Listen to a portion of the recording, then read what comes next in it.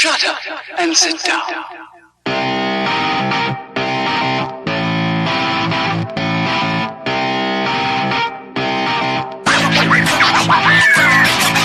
What's up, everybody? Welcome back to Third Shift. This is episode 158. I, of course, am your glorious host, the greatest man who's ever lived. It's me, it's Matt. Across from me over there, that's Eric Lightbringer. He is the co-host with the mo-host. That doesn't make sense. It's fine. Mo-host. It's fine. He's got the mo-host. It works. It's just the thing now. It is. I'm the mo-host. I'm the light bearer. That's all you need to know. That's right. So we're going to start it off the way we always do. You know it. You love it. Eric, how was your week, my man? You know, we've done this show a long damn time, and without fail, I never think about my week right before you ask the question. No matter what. Since it's the conception of this show, I've never once went, hey, Eric, prep what you did. What'd you do this week? Have it ready. Never. I never do it. And then every single time it gets, what'd you do this week? I go, I don't know. Oh, man, what did I do? It's a great question, isn't it? I can tell you this. I remember doing pears. I remember canning lots of pears, helping. Amanda did most of the work, but I helped as much as possible. I feel like that was more than this week. I feel like that was like 2 weeks ago. Yeah, it was 2 weeks ago and this week. Oh, I've been so canning pears every night for the last 3 nights in a row. Since I get home that till explains about the 7. fruit flies then. Yes. It just continues and they get softer. It's never stopping, yes. Yeah. Mm-hmm. So canning. It's really neat. I think I've said it before and I'm going to say it again. I didn't intend this to be the case, but we've become the nuclear family and we got like awesome jars and jars and jars of all sorts of goodies. So you know what? When the world explodes, we've got sweets and pears and apples and peaches and pickles and all that for days. And see, what's awesome is you are the nuclear family anyway. You have 2.2 kids. Let's put the 0.2 somewhere in the house. And now you're the nuclear prepper family too. That's right. So you're both avenues of it. It's great. It's like this weird prophecy kind of just coming into place. All unintentional, but all going straight according to plan. Now, beyond becoming this weird nuclear prepped family, I have been playing World War claps. World War claps. Claps his hands and blows up the world. World of Warcraft Classic. Been playing that like crazy. Remembering why I love gosh dang World of Warcraft. Going back to the simple basics, grinding and just having fun. No craziness, no world daily quest, weekly quest, monthly quest, buy Particum, this quest, blah, blah, blah. Hey, you're just going to go grind up to 60. Go. You're not a hero. There's not some big thing going on. You're just a dude or a gal going, hey, what's up? Hey, I need apples picked in the orchard, but those pesky boars, they keep on stabbing me. Sweet. I'm going to go stab the boar back. And that's what you do. And then they go, hey, guy or gal, you were real helpful, man. Here's a pick. Or here's this tattered cape. Which one do you want? I'll take your tattered cape. Okay, see you later. Sweet. I'm happy. Nice. That's World of Warcraft Classic. It's so wonderful.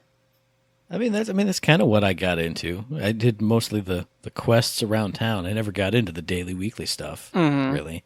Because it was always, get your rep up with them, but you're not even close to where you're supposed to be for that. So it was irrelevant to you at that point. So it was basically World of Warcraft what I played, which it was fun. So, I dig it.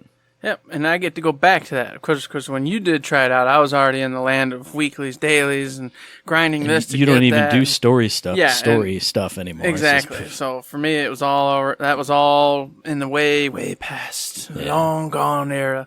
So it's back to it. I don't know, might last a month, might last 2-3 months. I don't foresee it lasting much farther than that, though, because I do feel like it'll come to a point where I'm like, well, that was fun. Sweet. Yeah. All right. Bye-bye. Because I've played it for over 15 years. There's only so far and much it can do for me anymore. But I do intend to enjoy it for those few months. I've also been playing Control. Oh, my gosh, man. Obviously, this isn't the show to tell you all about it. That'll come up later. But I just want to tell you I was playing it, and it is a fantastic game. If you've got money in your pocket, just go buy Control, and you can just thank me later for it. It's cool. It's fine. I got money in my pocket, but I got too many games. If you wait till I beat it, It's sitting right there on a little disc. So I can just go, here, buddy. Go ahead and check it out. Then I can stream it too. And I'll be the donated game streamer, man. Look at that. See? Bada bing, bada boom. It's a win-win. Awesome. And then, on top of that, just yesterday, or 2 days ago, Catherine Full Body dropped. And man, I only got to play it for 1 day for like 3-4 hours. But holy cow. It's everything I remember it being. I can't wait to get back to it. I only had a few hours put into it. I'm hoping to get a bunch more. But as I told you, I am going to play and beat Control in the next week. Because I want to have that game mastered, destroyed, and feel confident that I don't have to come back to it. Except for when the DLC hits later on, before Borderlands 3 hits. So that way my mind can be Borderlands 3, and then when I'm Borderlands 3'd out, bam, there's Catherine Full Body sitting right there waiting for me in the wings. Yeah. That's the way I intend to play it. I hope it all goes according to plan, but nothing ever does. Nope. And that's been my week, Matt. I think that's pretty much it. If I did other things, I forgot about them. I'm sure I did. In fact, I remember there's like a big chunk of my brain that says I did something. But I don't remember right now. So, hey, what'd you do? Well, I started off the weekend in the best way by watching wrestling all day Saturday. And it was awesome. There was NXT UK TakeOver Cardiff. Awesome show. The main event of Tyler Bate versus Walter. It's everything that awesome pro wrestling is. If you watch that match and you don't feel something, if you don't get hyped, if you don't feel like, oh man, come on, rooting for Tyler Bate when he's down, like popping out of your seat when he jumps up and is going wild. It was the apex, the pinnacle of pro wrestling. I tweeted out that 5 stars, 10 stars, 1,000,000 stars. It was awesome. It was epic. And then like only a few hours after that, AEW had their All Out show. That was awesome too. I had a great time watching that. Just oh man, what a good day. Days that are full of wrestling are happy days. I love them. They make me feel good. They make me smile. And then I go to work and have awful days. But then I get to come home and I get to play awesome games like Alien Isolation.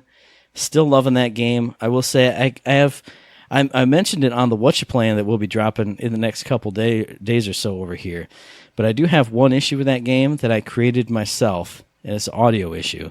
So it's my own fault, but it affects my enjoyment of it when the alien's around. But also this week, family was in town. My uncle and my cousin were here.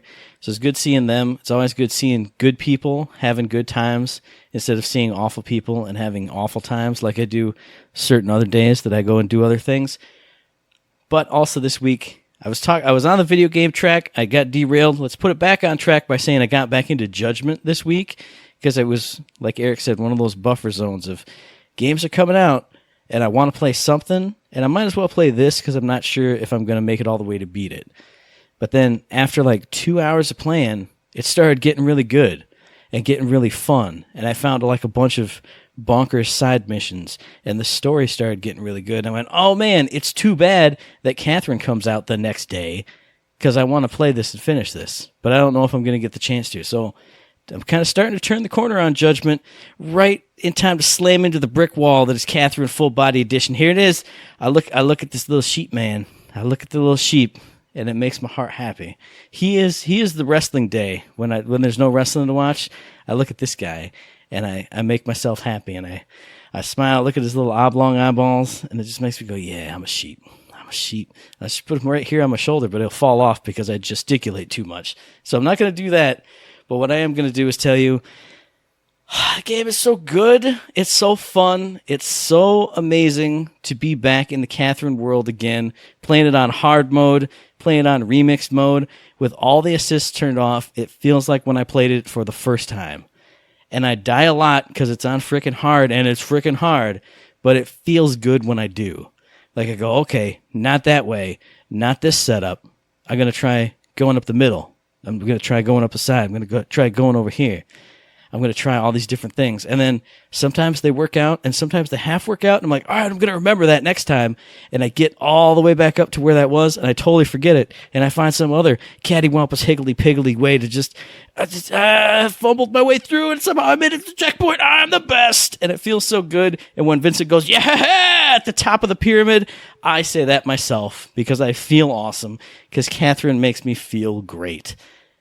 It's just the best. That feeling is superb because, man, coming back to it, It was like, okay, all right, I remember all this. Well, Jesus, blargy, blargy. And then I'm just letting my brain just flow and go. And next thing you know, I'm just like, I don't know, pull this one out, move this one over. Da, da, da, da, da, da, da.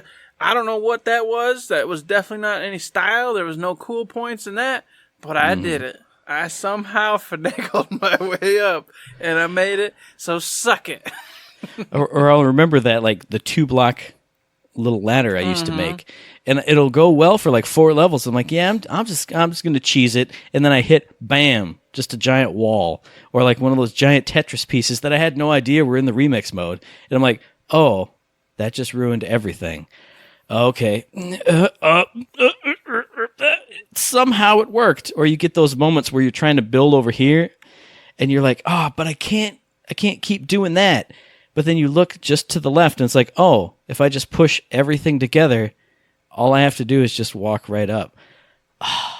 But at the same time, awesome. Love it. It's glorious. It's a fantastic game, everybody. We've been talking about it for years. You got to get it. It's so much fun. If you like puzzle games, you have to have it. Period. Yeah. So that was us individually this week. Together as a team this week, we did IG2G episode 61. Had a great time. I got to talk about Catherine on that episode too and get exactly this excited. It was awesome. Yes, you got to get Catherine on there, and I was like, oh, that lucky son of a god, good old Catherine. But that's all right. I loved what I was talking about too. I had a good time with that episode. So, hey, you know, bada bing, bada boom. Of course, I talked about Control, if you're interested, and got a little excited about it, and then started rambling like a crazy person for a minute, and I was like, I don't even know what I'm talking about anymore, but it was fun. I don't care. Whatever. There we go. Those are the best parts of IG2G now, and then when we do like the whatcha plans, it's like start rambling. It's like, oh yeah, there's 2 points I got to bring up, but you get so excited about this one that the other one just starts going.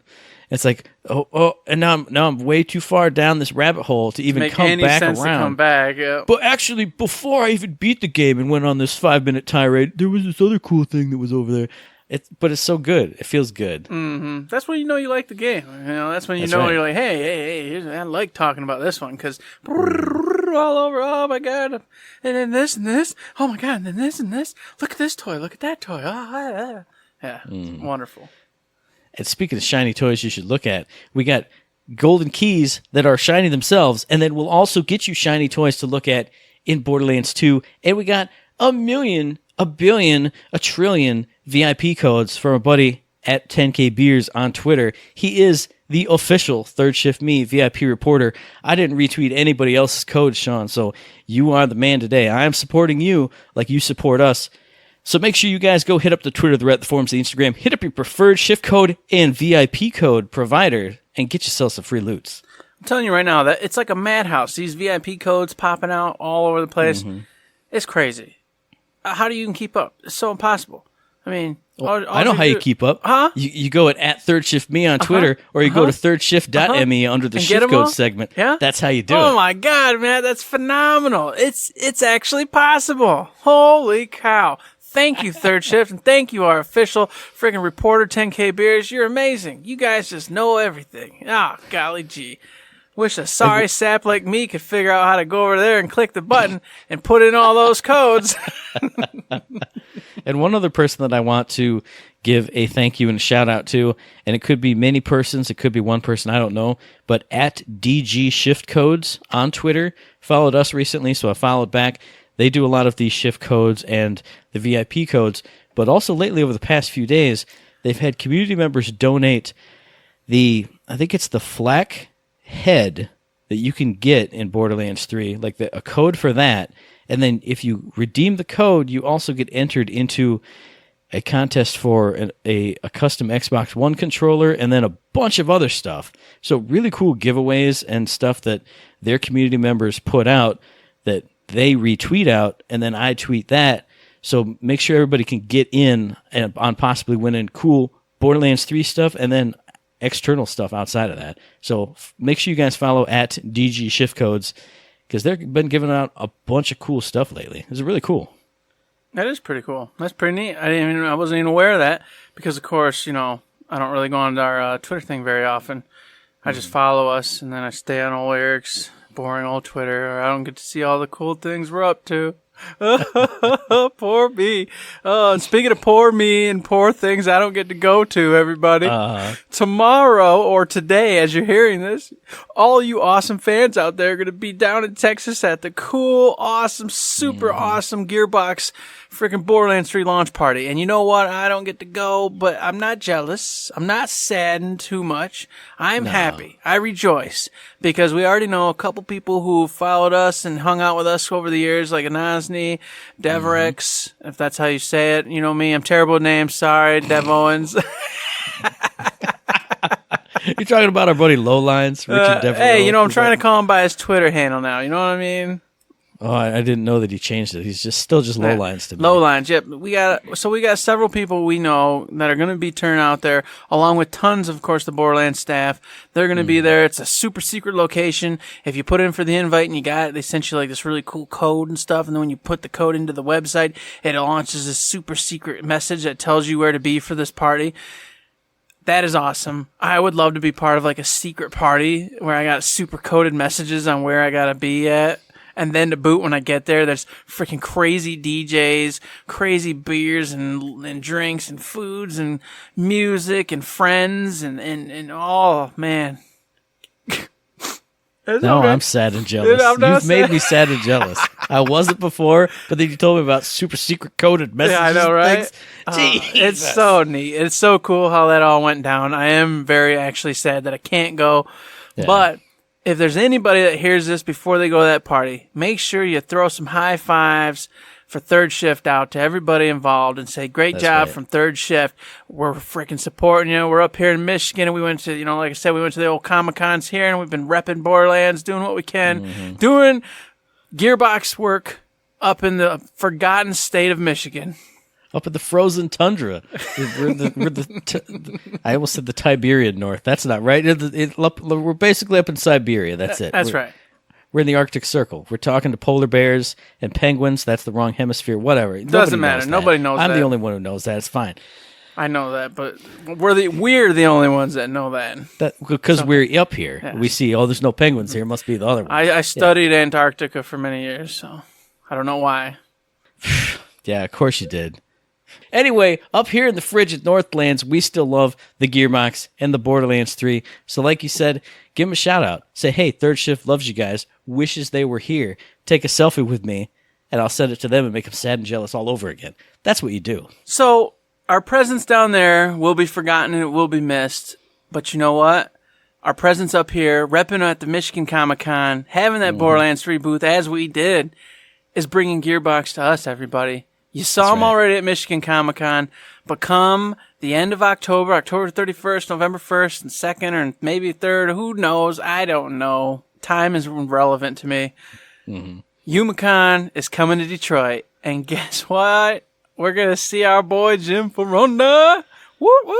Yes. Yeah, we were there. We were there where it is. We were there where it was, and we didn't take a picture of it. We brought a little fish hook. And we put it down in there. And then we heard through the grapevine, we nibble, nibble. We saw a little bobber go bloop, bloop, bloop. And we hooked a big fish, ladies and gents. Did. We're going to see Jim in person. Friend of the show, alumnus of the show, Jim Ferronda will be here on our doorstep in our backyard.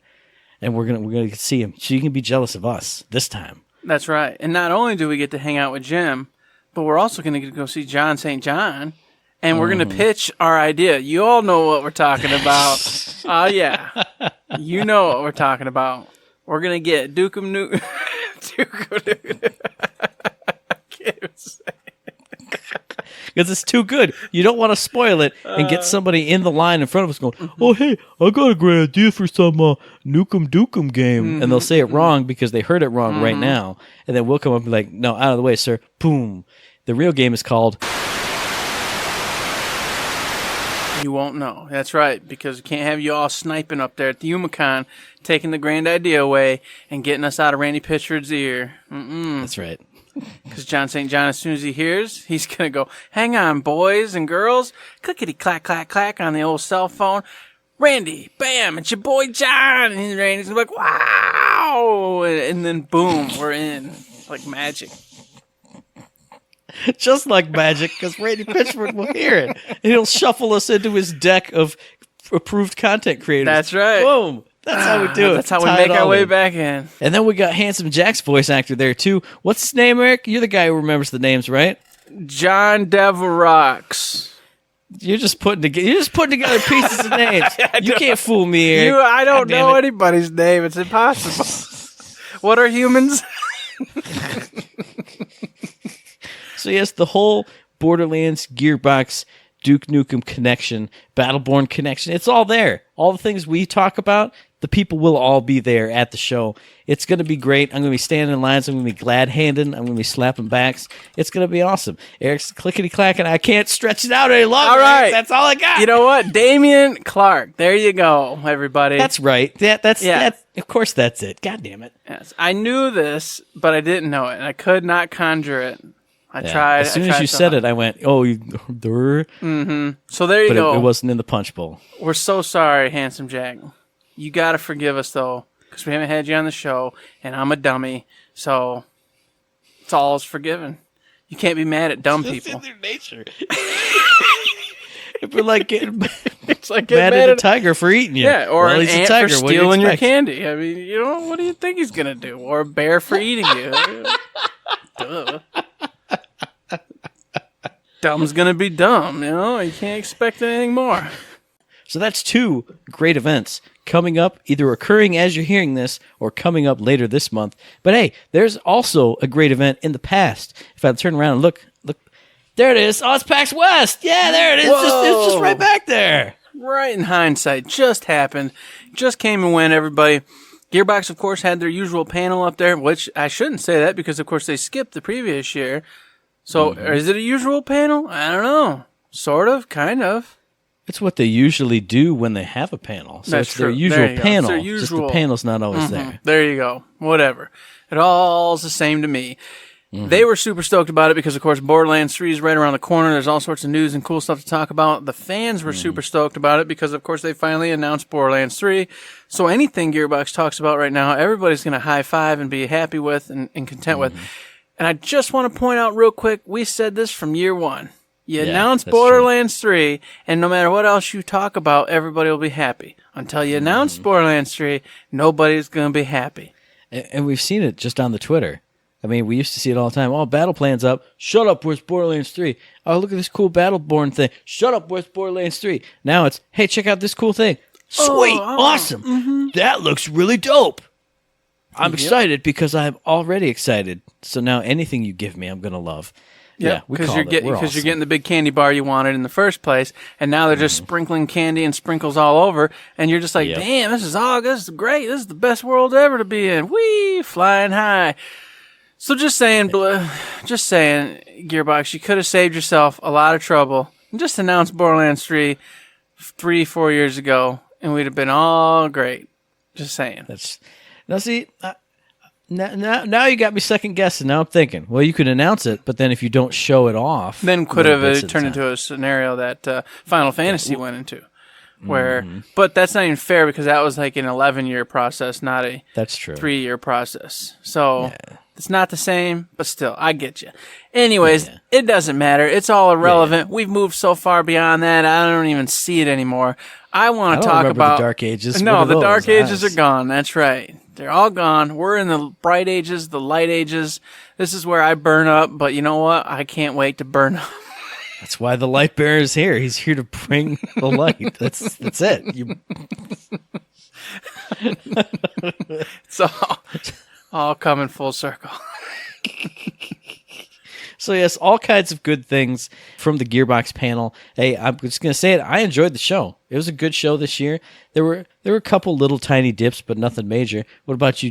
Did you enjoy their panel, Eric? Overall, yes, I enjoyed the panel. I thought it was well put together. I liked how they had Elisa in the background doing the overhead announcements and stuff. I thought that was really cool. Just kept things boom, boom, boom, real like official kind of sounding. I was gonna say it felt like E3. Oh, hey, welcome to the stage from Gearbox Publishing XYZ, or from this developer Hootie Hootie Hoo. Just like the big shows. Mm-hmm. And I felt like the different developers for like on the publishing side that were coming out and talking about their stuff were all very enthusiastic, happy to be there. You know, some have the jitters or their nervousness, but no crap. As we've said before, you're standing in front of that many people doing all that. Yeah, you go do it and you tell me how it feels. And I definitely got to say that Homeworld 3 guy, super impressive. Just like, oh yeah, hey, I'm here in front of 1 million people. No big deal. Check out Homeworld 3. Check us out on Fig. It's gonna be cool.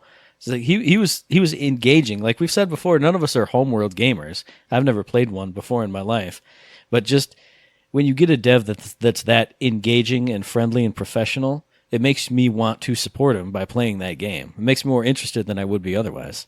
I was going to kind of save Homeworld 3 a little bit because, you know, that's the meteor title they got going. But since we're here, I feel it'd be stupid just to move, you know, and come back to it. I will say I was impressed, too, with that whole thing. I love the trailer that came out with it. Kind of puts in that whole space opera vibe. And even for me, who's not really that interested in those types of games, I was like, oh, yeah, I could get into this. I could be that guy out in space, freaking shoveling around cool ore to different planets and selling it and then getting jacked by pirates. It'd be super cool. I will say I like the trailer, too, but I was watching it and I was like, I don't even know what I'd do in this game. Like, I know it's the big, like, fleet and stuff, and like, is it like a full 4X? Is it not a full 4X? Is it more combat based? I was like, I don't know enough to get as excited as I should when I'm watching this. Like, I know Homeworld vets are seeing the ships and like, oh yeah, it's the whatever X9 zip-zap-zoo, but I'm interested in it, and I'm interested, and I'm also interested in this Fig stuff, because if you're interested in Homeworld 3, if you're a diehard fan who knows what those ships are, you can go over to Fig right now, and you can do the Kickstarter side of it, which is pretty self-explanatory. They got a bunch of tiers, different things you can get. Eric should back the Wingman edition, where he and I both get a copy. That's what you should do for $100, and just, hey, happy birthday, Matt! It's a cool copy of game for you, buddy. That's what's gonna happen. Yeah, that's a great idea, Matt. I'll think about that very hard, and maybe that will happen sometime soon in the future here. Just be thinking about it. I will say I was a little confused, but also I think this is cool. I like the Fig, like you mentioned, is really neat. You can go over there, you can back the game, then you can also become an investor in the game by backing it up to a certain amount, and then you get partial parts. You know, obviously as an investor, you'll get some of the profit if they make a profit, as well as, of course, getting to play the game, all that good stuff. But it's just strange because, of course, Gearbox Publishing is helping to publish it, but through going through Fig, obviously that means there's need more help in publishing it. So I'm like, well, once again, as is always the question, I'm like, well, what part of this is Gearbox publishing? Where do they come in on this and where they're helping? Is it just a certain amount of money they're putting in towards it, or is it something else entirely? I don't know if they really explained it. They definitely didn't really explain it, but I'm wondering if it's more of the interface and like not interface, but the interface between like the storefronts and where you can put your game. And, you know, since they've helped out people like Compulsion Games, we have contacts in these different regions for approvals, and we know who to send it to. So just easing the process versus, you know, like an EA developer where it's just back up the dump truck full of cash and there you go. So I feel like that's what I'm so used to. You know, I'm so used to the publishers basically just being a money house, a bank that the developer goes to and says, hey, sir, may I please have another? And then they hand out the dough, and then they keep making the game, and then if it does well, everybody's happy. If it doesn't, the publisher goes and cuts off the milk, and bada bing, bada boom, that developer has to go elsewhere.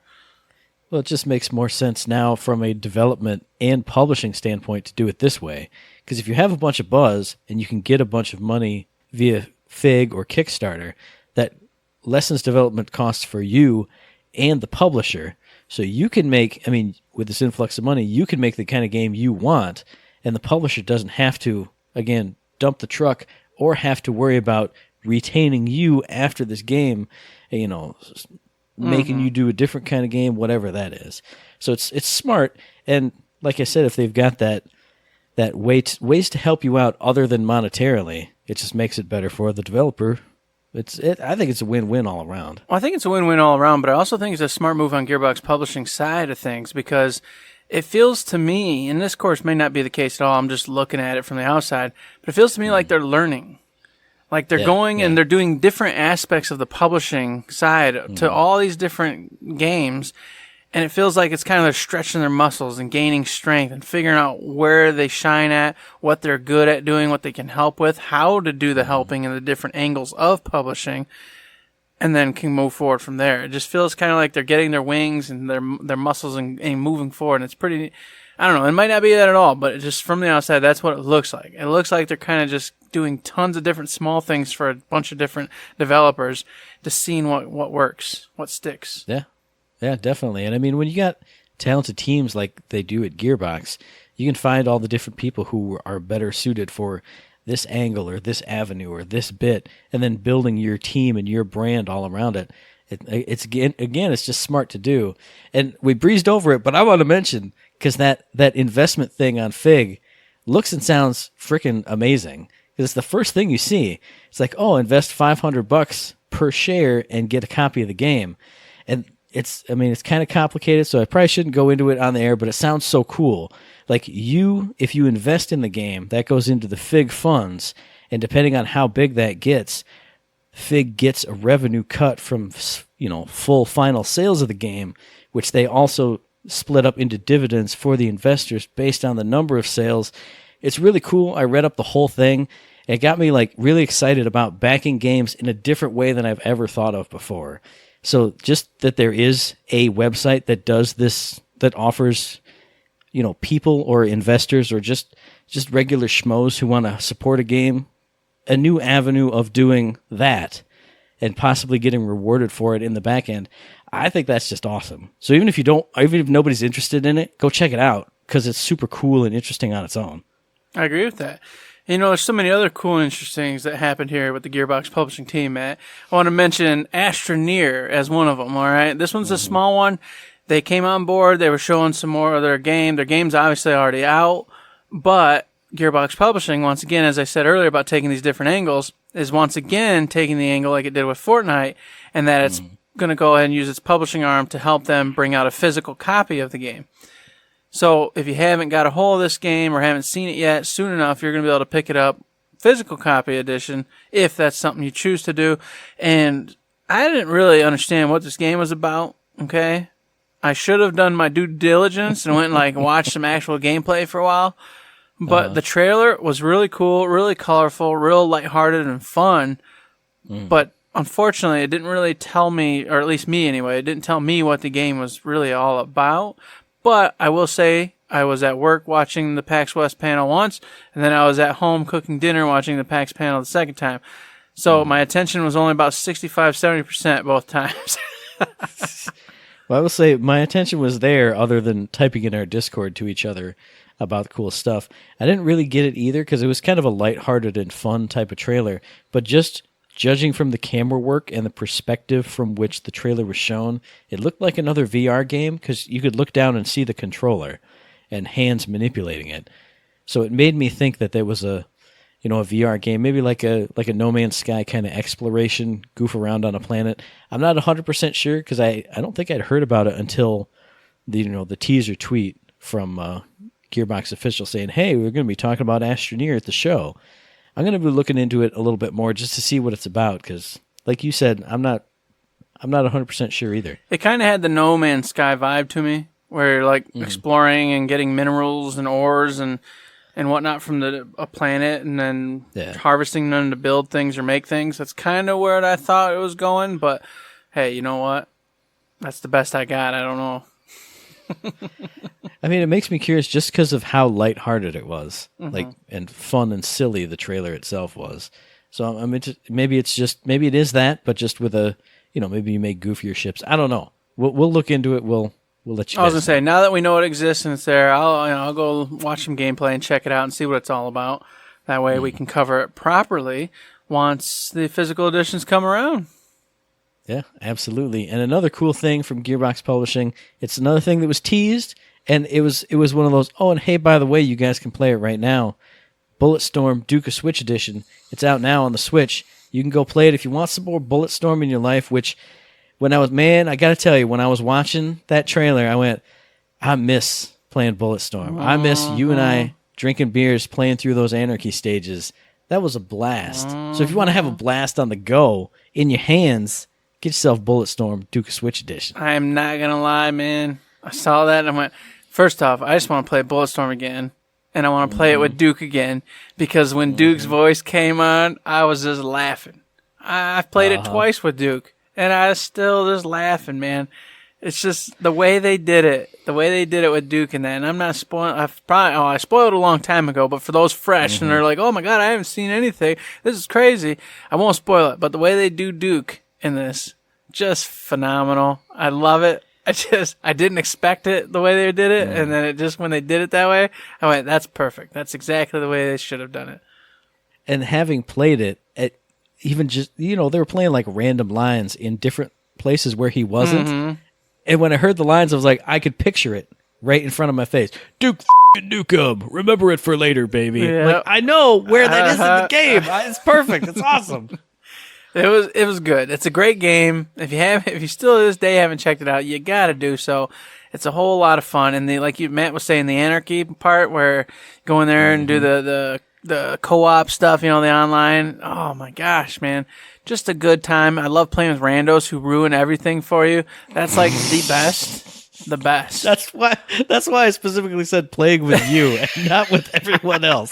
Hey, you guys got to do like slide kicks in this one. Everyone's just jumping around like morons. Oh, it's the friggin' best. No, that was a lot of fun. And I also thought about, like you said, getting it for the Switch, and we could be sitting there at lunchtime playing Anarchy, just do.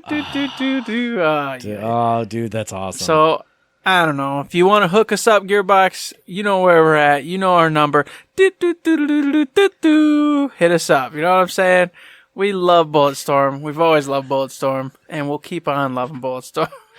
Why does our phone number sound like circus music? Because that's what it is. That's all it is. It's just clowns doing a dance. Just jumping in the cars. It's the whole world. But hey, speaking of clowns make you laugh. Another thing that'll make you laugh is Trover Saves the Universe. There's free DLC coming to that. And now, I don't know if it's now or if it's always been that way, but they made a big point of saying, now it's playable not in VR. So if you're not a millionaire, you can play this game on your TV and still have a lot of fun. I really did like the trailer for this because they showed... I'm not a big streamer watcher, but showing the cuts from the different streamers reacting to the stuff they saw in the game, even when they had to like censor what the game was and just see like two streamers side by side going like, what the f-? It was cool. It made me laugh. It made me more interested in it than I was before. I've watched a ton of Trover through streamers, those magical beings you don't know or watch too much of. And I'll tell you, that game is hilarious. I enjoy it. That's the kind of humor I enjoy anyway. So I always said it. I said it back in the day, and I'll say it again. This game you will love if that's your type of humor. If it's not, you're not going to like the game. So I advise you to go out there now that you can pick it up and do all sorts of things with all sorts of different devices and play it. Go look at it just for like a little 3-minute clip. And if you don't chuckle, grin, or laugh, you might not like the game. Okay, because it's a very specific type of humor. Just telling you. I enjoy it. I thought it was great. I had a lot of laughs. The way they do the puzzles in this, they break the fourth wall and screw around quite a bit. And nice. I enjoy that type of thing. So if you do too, maybe check it out. But I was happy to see it. I was happy to see it getting more stuff added onto it, coming out on more devices, all that good stuff. And speaking of more stuff getting added onto a game that people enjoy, We Happy Fuse We All Fall Down DLC was also announced. I mean, everybody knew it was coming, but it was titled. It had a little trailer here at PAX West 2. It was definitely since I think the last one was the Lightbearer DLC where you were a rock god interacting with your guitar. This one took it to it looked like a lot more serious level. It got my interest peaked again to be like, oh man, look at this dark stuff that's going on right now. So I still haven't played the original game, but this got me excited to see where their dark and twisted minds could possibly go when we all fall down. Indeed, Matt. I'm so glad you're excited about that. I, however, am super excited about Borderlands 2 VR BAMF DLC coming out, all right? You are not. Yes, you have I am. VR no, setup. I am so excited about it. You're excited for the people who have those exactly. setups. No, I am excited for everybody because it's something we talked about when this was first announced, and we were like, "Oh, where's all the DLC? It's just the base game. That's kind of weird, whatever." And then they talked about how it was a small team making it, and they didn't have the resources or time at that time to get that going. Well, look at that. It did well enough that they pulled through, got the team together, and now they're releasing Captain Scarlet, or Pirate's Booty, Dr. Torgue's campaign, Sir Hammerlock's, everything. Everything. Every DLC. Doesn't matter. I'm not listing them all. All of them. Wait a minute. Did you just say Dr. Torgue? I just see him with one of those reflecting things on his headband. Oh, Dr. Torgue, you got the explosions in your blood. Boom. It's supposed to be Mr. Torgue. God damn it. Could have swore I said that. God. It just put such a good visual in my head. That is it. Just mixing it with Dr. Zed. Oh, that'd be there great. You go. Yeah. Wow, what a DLC. Boom. Money in the Bank. Borderlands 3. Oh, that's awesome. Dr. Zed and Mr. Torgue team up to become a duo doctor set. All right? Oh, see, here it is. Right. Here it is. Post-story DLC. After you topple the Calypsos, there's got to be two other streamers that get in big. Oh, Dr. Zed and Mr. Torgue. And then they have, switcheroo day. Oh, Dr. Torgue, I ain't got a medical license. And then they show cutscenes of Dr. Torgue. Yes. With his patients, blowing him to bits and stuff. The bandits come in. Oh, I've got something in my bumhole. And then he goes, I'll fix it. That's perfect. That is raining money right there. That's $1 million idea. All right. Well, send the checks. You got, as we just said earlier, Gearbox, you know where we are. You know how to get a hold of us. We got ideas for you. It's all right. We'll talk later off air.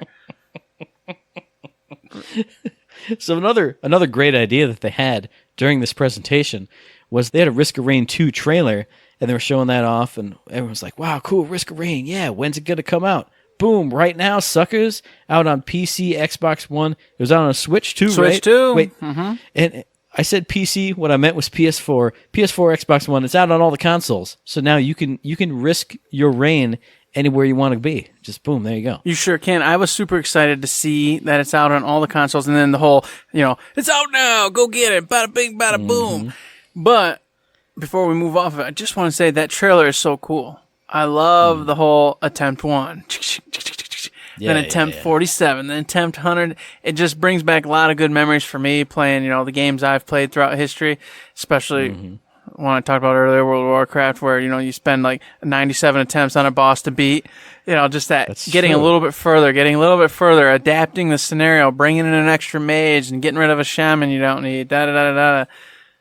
I like it. I never thought of how roguelike-y just the dungeons and raids are. That's awesome. It just feels good. That whole trailer just felt right to me, felt great. Once again, made me want to pick up Risk of Rain.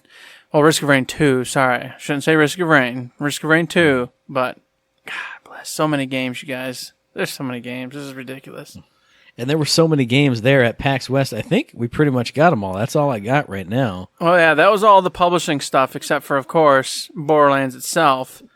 So, gotta discuss that part, Matt. Did you know hey, Matt, let me tell you about this game. It's called Borderlands 3. Too many games, Eric. Too many games. I can't even talk about what I'm here to talk about. Can't even talk about the one we're supposed to for sure cover. This is the one.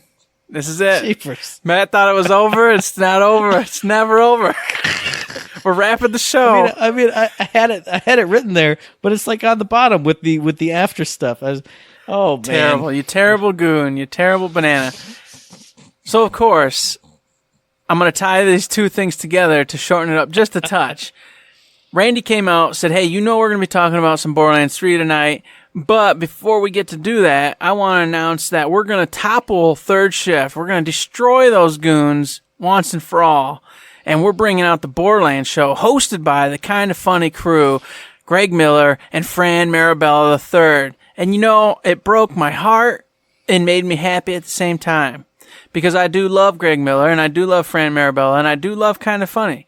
That's some good content over there. They do a great job. I like what they do. I subscribe, I follow, I listen to their content.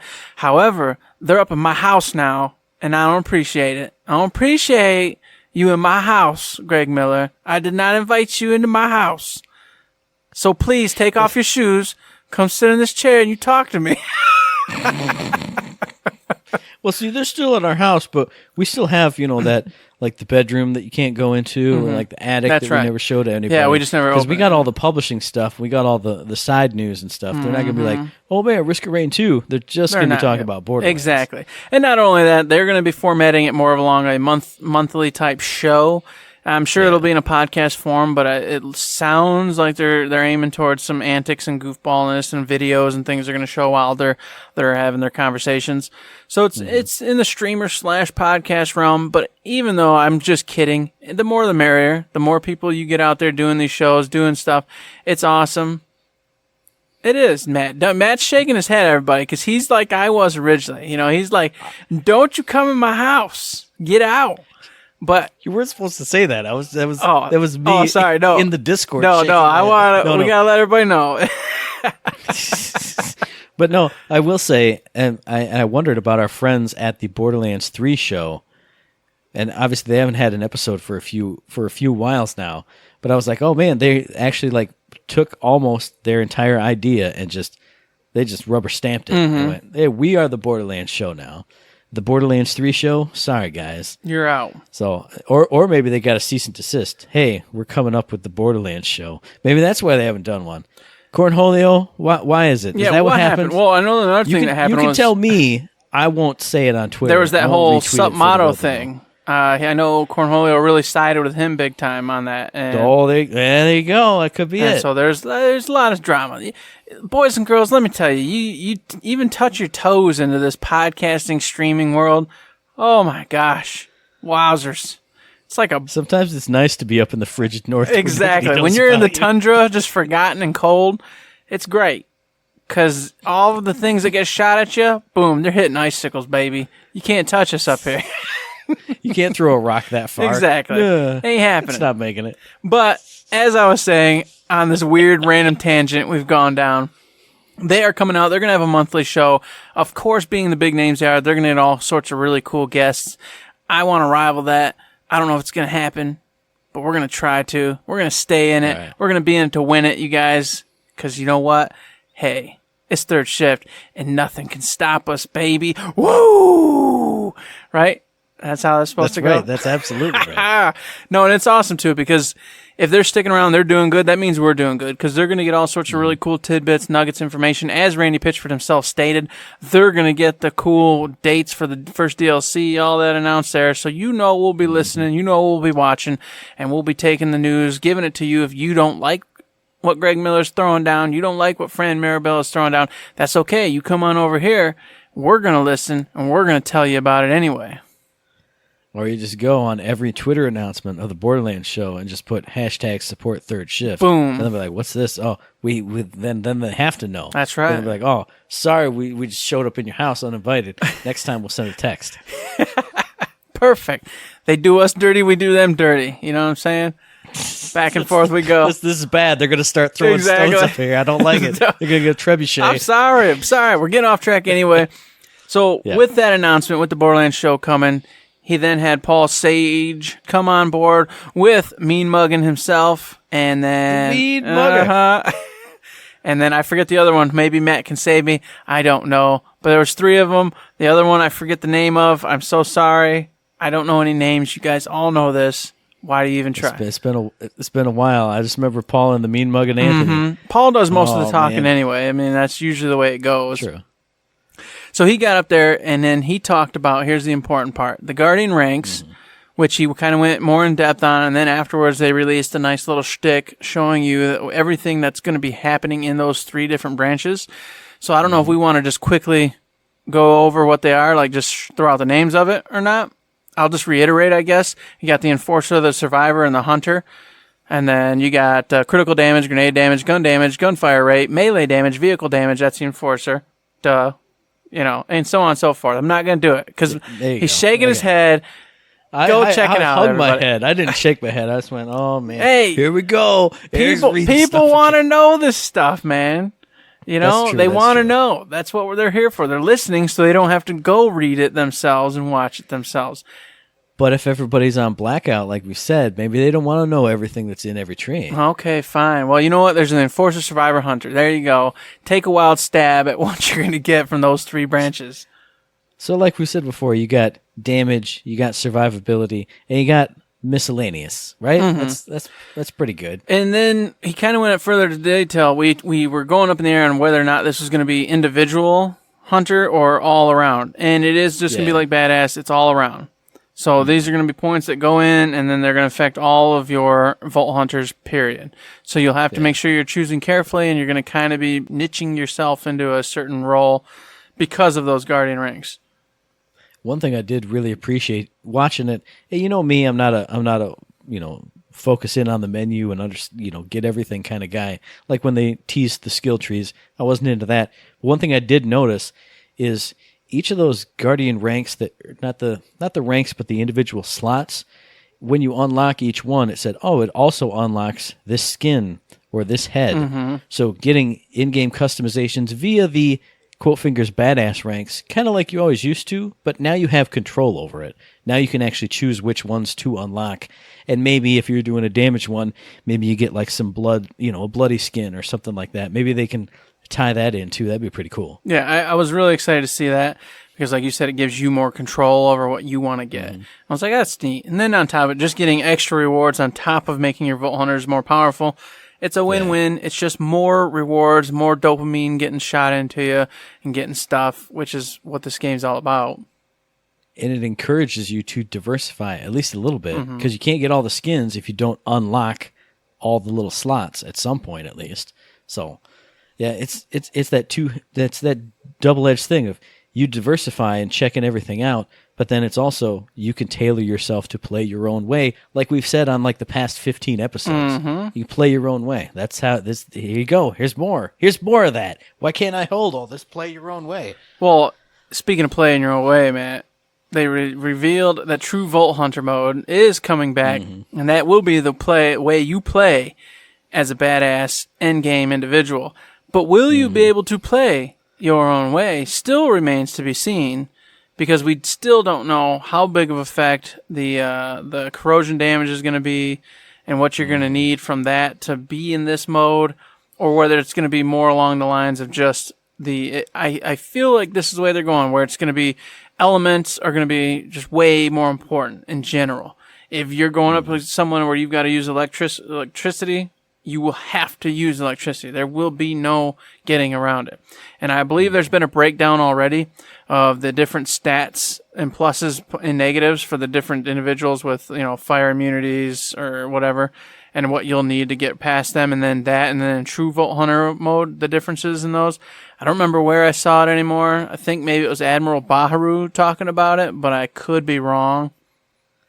Well, I do know that they said when they were showing that video that none of the numbers you saw were accurate. Yeah, no. This had nothing to do with that. Okay. No, this was something else entirely. That was just talking about, hey, it'll be like a plus 30 to corrosion damage if you're using this type of weapon, so on and so forth. But it when they said that, it made me excited and then not excited at the same time, because some of the numbers looked awesome. Like I was like, oh, that'd be pretty sweet. This up this much percent, enemy this much up this percent, but then some of them were completely out of the water. But one of the things I really did appreciate was, I don't know if it was in the video or another later thing like you had said, but lots of like unique modifiers in those 3 tiers, which we didn't mention either, the 3 tiers of Mayhem mode. Well, we haven't even got to that yet. We're just in True Vault Hunter mode. I won't touch that yet, but they were talking about, I thought we were in both. No, because Mayhem's completely different. So, yeah, I was just waiting to get in that one.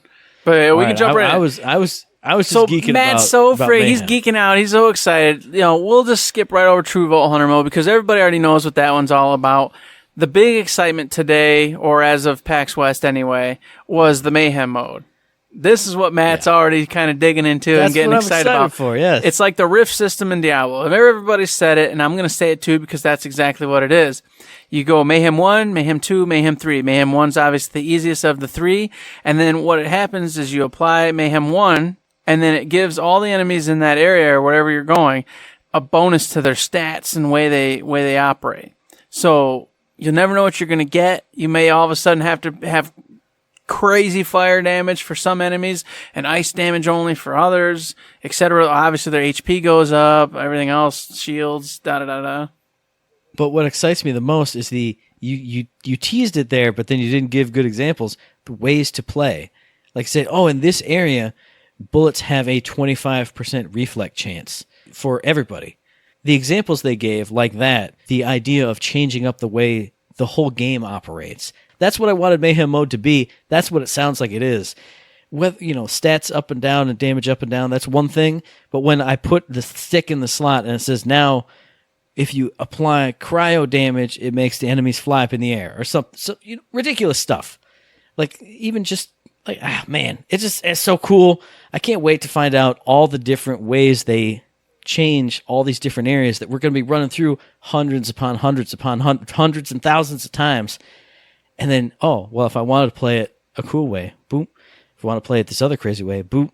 Maybe, wow. Well, so you get I can't even do it in think 1, 2, of and cool 3. ideas because there's too many. On top of that, obviously, you get the better chance at loot. You get the better chance at the very specific, exclusive loot to those. There's nothing but good out of this. It's starting to finally pile up with all these different ways to play an end game and be unique and have fun and change up the whole thing, like you were saying. So good. Oh man, I'm so excited to do a Matt and see, well, this is what Mayhem does over here. So what skill do I have that will play off of that? And let's go down this side of the skill tree and up and around and, synergizing and finding things out. Oh, it's going to be good. It's going to be fun. I'm excited. I can't even think right. I can't speak straight. I'll just put a pin in it with this. I think we got a lot of potential for this to be way better than it was with the iridium and the slag and all that other crap. And this way, you'll be able to pull up guides if you want to, or just experiment yourself. But you're going to go into these modes, especially the Mayhem, and you're going to say, okay, look at the different synergies going on here. And then as long as you pick weapons and have abilities slated for that, you're going to go in and you're going to rock face. You're going to have a good time. It's still going to be real tough, but it's going to be doable instead of it just being what it used to be in Borderlands 2. Just crank up the difficulty super high, and if you don't play this one way, you toast. Yeah. So I feel like there's a lot more potential here. I'm very excited about it, and they still haven't really even talked about the raids per se. So that's still up in the air whether that's going to be like a whole mission on itself, or if it's just going to be typical old school raid boss. It's there, go do it, throw iridium at it, and away you go. So I can't wait to hear about it. Randy sort of talked about it just a speckle when he mentioned the Bloody Harvest, which is coming back, boys and girls, this year, this season. I am so stoked. I was terrified they weren't going to do it, being that the release is so close to Halloween time. I was like, there's no way. They might do the Christmas one. There's no way they're going to do this. They're doing it. And now I'm just in heaven because Halloween is freaking amazing. It's my favorite one ever. And we get it right off the bat. We're going to go in and then probably a couple weeks later, boom, Bloody Harvest, pumpkins going to be everywhere, special events, all sorts of cool stuff. And then they got the Malawan Takedown, which Randy was talking about being this whole shtick, whole event up to a raid boss, which has my hopes up, and that it's going to be like an event into the raid instead of just the boss itself. But he was saying how cool it was going to be. Got me excited. And then, of course, said he was going to talk about the DLC later, but then that's when he did the whole Borderlands show talking about Greg Miller, da-da-da-da. I mean, the fact that we will be getting free DLCs are based around events, not just holiday stuff, but, like you said, the Malawan Takedown stuff. Well, if there's Malawan stuff, I'm sure there's going to be the Jacob's Hunting Retreat or something. So free DLCs on top of seasonal DLCs, on top of paid DLCs, will keep you coming back and playing and having new ways to play, because now you're in the event thing. Now you're over in the holiday thing. Oh man, when I saw that little mini calendar come up, I got so excited. It just made me happy. It did indeed, because it really secured the fact that we can keep playing and have unique, fun content. And although I'm sure after a while we'll have seen it, but every event, every time it comes back around, it's just fun. And then, of course, they'll up it with the newer loot, the newer things, and I'm sure they'll tweak things here and there once in a while. That's just always a reason to be on playing, which there was enough reasons for so many people before in Borderlands 2, and now they're just adding 10 bajillion times more reason to keep playing. And we're not even done revealing content yet, so, whew, boy, I'll tell you. It's a good time to be a Borderlands fan. Man. Woo! You made me shake my head in shame, but also you do have a valid point, because now is the good time to be a Borderlands fan, because it's right around the damn corner. It is right around the corner. You know what else is right around the corner? The ending of this podcast tonight, boys and girls. Stop! Oh, no. No. Dang it. I was so close. You forgot the most epic and sexy moment of the whole show. Probably. When they actually brought out the diamond loot chest in its box. Yes. And then they took it out of the box and they showed off all the stuff inside it, which is our very first look at any of that stuff. Because when it went up for pre-orders 100 million months ago, it was just, hey, in theory, you'll get these things. And they might look like stuff. We got to see it. We got to see it in action. The case, it's just the freaking case it comes in. I looked at it and went, I gotta have it. Yeah, the vault keys that they had in there that Randy was like, oh, crap, we're probably revealing stuff. Oh, here, take this. And then, of course, the map that comes with it. And what I really liked and appreciated, too, was the fact that they're like, all right, we know we didn't print enough of these bad boys. They sold out in seconds. It was over. Here's another batch. But we also know that by now, if you're a Borderlands fan, you want this. You've already bought the game because you're like, oh, I missed out. Too bad. So sad. Here you go. We're going to give you a price discount on these. And to boot, for this one, we're just running a big old raffle. If you wanted it, you just got to go over to the Borderlands site, put your name in, say you want a chance at it. And then you're entered in the raffle. And then after a week, which is up pretty soon. So it's up tomorrow, the day. So if you're listening to this, maybe quickly go over there. Maybe it's still there. I don't know. If not, oh well, you guys should know better. Tisk, tisk, tisk. More chances for me to win. Yuck, yuck. So, and hey, if you do manage to get in, please, contact me and let me know if you win, so I can buy it off of you. Because I want. Now that I've seen it, this is the one thing I want most in the world right now. Other than this can't be cheap. Just I could put it inside my diamond loot chest, and then you could never see it. Nobody could ever get it. So I'm hoping I win. I got my fingers crossed that I win. And then I'm going to just sit here with it and just marinate in it. And then the tears, too, that I got to sit in because I've been divorced. It's going to be the best. See, I was gonna say, yeah, once you have to sell your foot. Well, I don't need a foot. What do I need a foot for at my job? It's irrelevant. You just put your stump on a block. Maybe if I didn't have any feet, I'd be as productive as the rest of my teammates. Oh! Pow, pow, pow, pow, power wheels. I'm hitting the road, baby. We're starting to go off track, but I couldn't let the podcast end without saying how amazing it looked, how badly I want one, how badly I want everybody to sell me theirs at a discounted price. It was so cool, and even just the box it came in with the COV graffiti all over it, just great, just awesome. Yep. I agree with you. I really look forward to maybe getting a shot at it. I put my name in the raffle. You got your name in the raffle. Danny's got her name in the raffle. We're all in there in it to win it. Make sure if you hear this in time, you get your names in there if you want to pay the big bucks to grab a hold of it. Minus, of course, the cost of the game, since they, I don't know if it was the whole cost, now that I think about it. I don't know if it was a partial or a whole cost of the game. It's a discounted price. I didn't do my due diligence, so I'm not sure. It was pretty close. I think it was it $249 or $299? Because I think it was like $189 as the discount. So I think it must have been $249, right? Yeah, something like that. So whatever it is, I think we got it. So two more things before we wrap up the show. They did announce and then immediately sell out of, just like the Diamond Loot case, a new Bandit Brew beer that they're partnering with I can't remember where the brewer was located, but they put it up on the shop, and I saw it as soon as it got announced, and I went click, and it went sold out. So if you got it, enjoy your Bandit Brew beer. Enjoy those cool collector's cans. I was going to say those cans would have been sweet to have here with the rest of my collection. Oh, dude, hell yeah. Yeah, that was the reason I even looked at them, was because I was like, I would just leave them unopened, obviously, sitting up here with the rest of my cool, Borderlands setup and everything else I got going. But, like you said, they're gone. It's over. Who knows if there'll be another batch? Possibly, maybe. Who knows? I mean, why not? It'd be again, like publishing. It'd be a win-win for both. Hey, everybody, going down to that cool launch party tomorrow. If you happen to get your hands on one of those cans and you love Third Shift and you're like, man, those guys and gals do a great job. Hey, we're looking to get one of those cans to put with the rest of our cool Borderlands memorabilia. So you know what? DM us, hit us up. We'll work it out. And then if you're down there at that cool party, there was also another cool party at PAX West with DJs and music, and also people getting in lines for free Borderlands 3 tattoos, that was probably the one place that I would actually get a tattoo. If we were at PAX West, here's the tattoo parlor, boom, for Borderlands. Yeah, okay, put a little vault symbol on me. That's fine. That's good. And I saw Lisa go up there and get herself another tattoo. That was awesome. Shout out. Gosh, and you're right.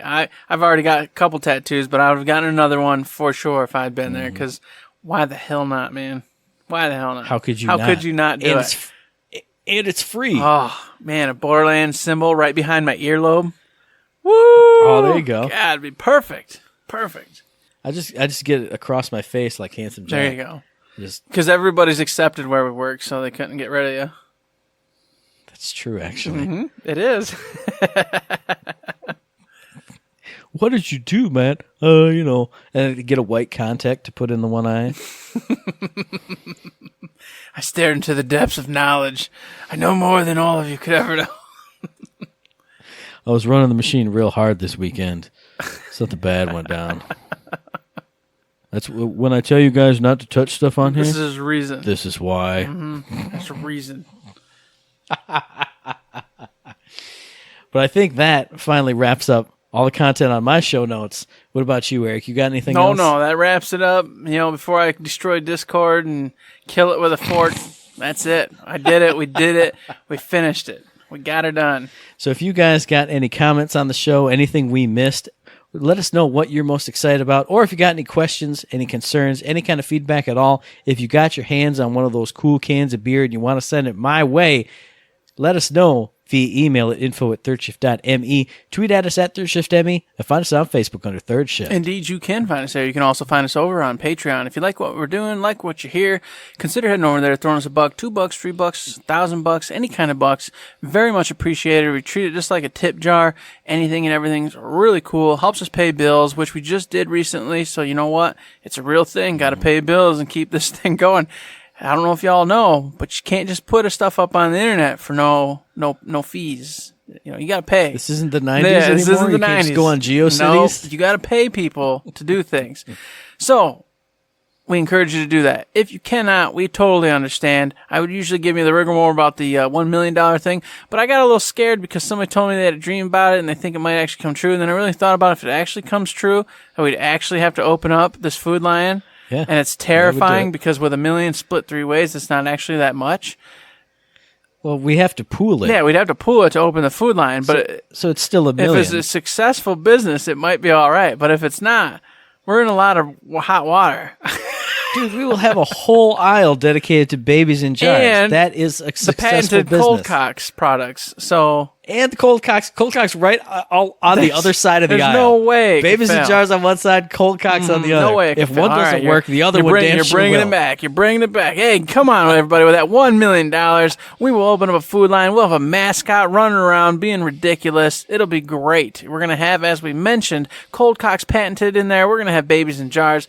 It's going to be a great time. We're going to have cameras up everywhere. You'll be able to watch us live like Big Brother running that Food Lion. It'll be a good time. Consider it. If you can't do any of those things, that's okay, because you can also support us by giving us likes, the Facebook things, all the 5-star ratings, mailbag questions, positive feedback. Here's the $2 million idea. We get the $1 million. We open the Food Line. Babies in jars, cold cocks everywhere. We hire everybody that we work with now. That will create the drama and the everything that people will watch. And then on the we'll become a security cameras. super hit sitcom. We'll be type like show. Big Brother. Oh, yeah, for except sure. as an actual business. I mean, there's a couple people in my department alone will make it worth every dollar. Yeah. Oh, yeah. That's a good idea. We'd be like the Sunday night football setup, or where you have like all the different cameras you can click to if you watch it on the website. They'll be like, "Where's Bob now? He's supposed to be at the register." Click. Oh, he's in the back of the stock room in the southeast corner. Hooray! And we'd have like the Bob horn. Bob found. Then he runs. Because immediately management gets the notification being us. Then we go march around. Oh, Eric's on the way. What's he going to do today? That's what we put on like Viking costumes. Like, oh, we're on the hunt for Bob. So many good ideas, folks. Make our dreams a reality. Come on. our dreams and your dreams. You know that sounded awesome. Yeah, it does. Oh, my goodness. Beautiful. Beautiful. Oh, but of course, until we get that $1 million on the Patreon to open up that Food Lion, this podcast will continue to drop every Friday. So we'll be back in your ear holes on the 13th of September. I don't know if anything else is going on that day. God. Maybe, gee whiz. Maybe while you're playing Borderlands, you can listen to us, your favorite podcast, talk about Borderlands. We could be there with you, and we will be there on the line playing the Borderlands. So I got the day off. We're going to be Eric's got the day streaming. off. We're going to be playing. There's going to be podcasting. We're going to be there in some way, shape, or form for you, for sure. Yes, and if you can't find us on the Twitch at twitch.tv/ThirdShiftMe, you can find that podcast on iTunes, on Stitcher, on Podbean, on Spotify, and on YouTube. And as I always say, if you like what we're doing and you'd like to help us out, please give us a like, a rating, review, a comment, a subscription, any kind of good thing on any one of those good services, because it does help us out, and we really do appreciate it. Bam. We do appreciate it, and we appreciate those 5-star ratings. We got a few a little while ago, but the hunger's starting to set back in, boys and girls, and you don't want that. You don't want the hunger setting in, because then I gotta go out and do things you don't want to hear me talk about. So you gotta give us 5-star ratings, or you're gonna pay the price. Not you specifically, cause I'm not threatening nobody, but I'm just saying in a vague manner that 5-star ratings are good. And with that, there's nothing else to say. Don't forget to save. Forget to save.